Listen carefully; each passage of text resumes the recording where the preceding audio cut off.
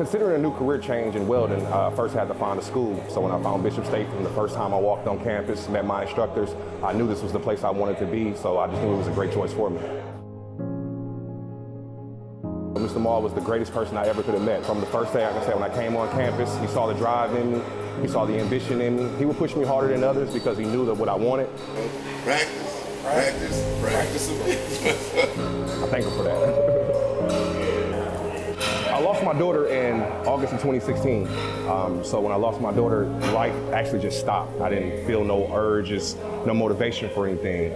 So over time, me knowing that she was looking down on me, and it's made me push even harder, because no matter what I did, I knew she was on my shoulder.